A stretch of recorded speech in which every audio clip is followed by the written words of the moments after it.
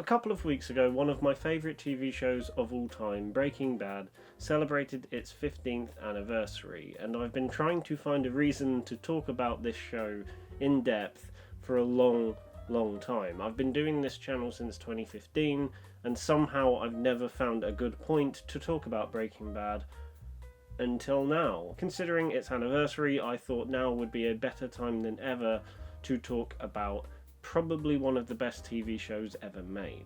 Even though I've loved this show for years, it wasn't something I got into instantly. I was actually quite late to the party once I actually started watching it. The show debuted in 2008 and ended in 2013, which is, funnily enough, when I actually started the show.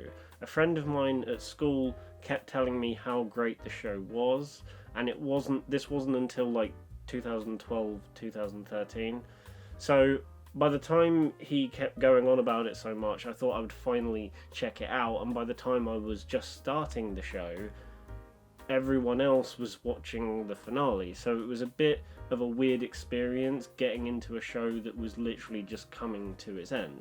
However, if you fast forward a couple of years down the line, I finally finish the show and I finally get what everyone was going on about, because to begin with, I was starting to get a little bit worried because the first and second season is a bit of an acquired taste, because the first season is unlike any of the other seasons of the show, purely because it's got more of an emphasis on dark humour than the other seasons have. There are some moments of dark humour splattered throughout the remaining 4 seasons, but there seems to be a very strange emphasis on that in the first season, whether it's the decaying body coming through the floorboards from the bathtub, or pretty much most of the encounters with Tuco Salamanca.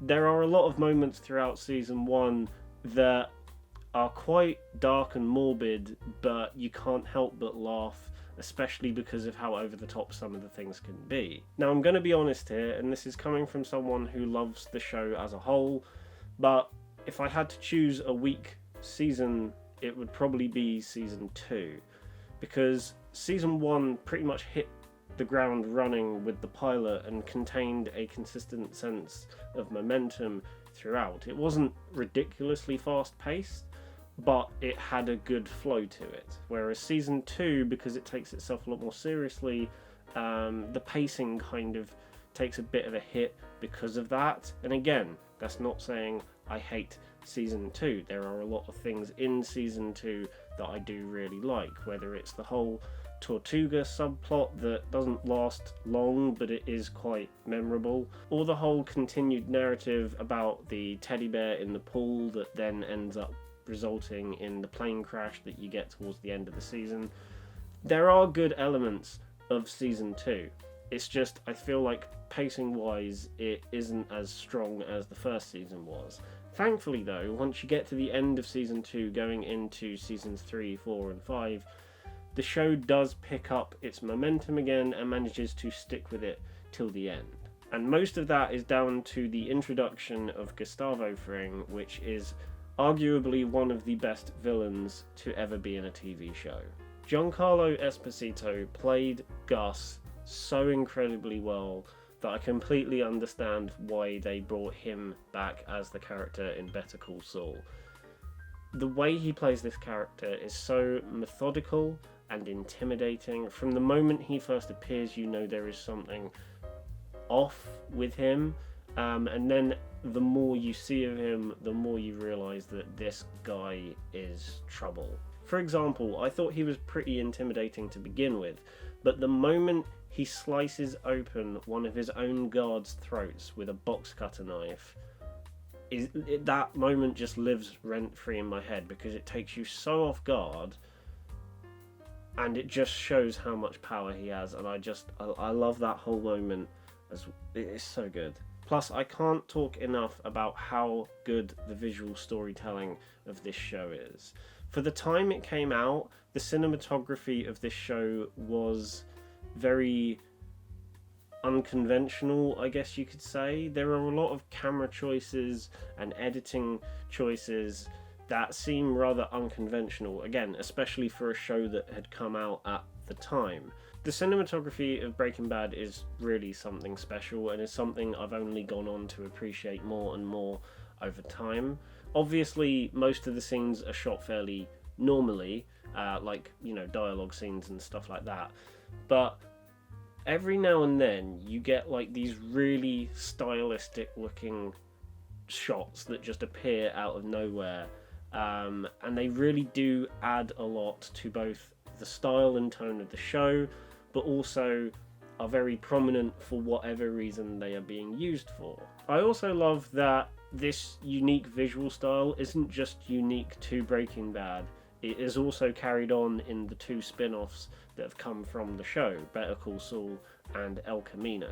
For example, in Better Call Saul, everything that takes place after Breaking Bad in the show is in black and white, whereas everything that is a flashback to show how Saul started as a lawyer, that is in colour. Then you have the spin-off movie El Camino, which has tons of unique cinematography choices and edits. Specifically, this one single shot, which is a bird's eye view of an apartment while Jesse is trying to search for something in there. I've always loved that shot since I saw the film. I think the film is fine overall, I don't think it's amazing, but that single shot is just so brilliant.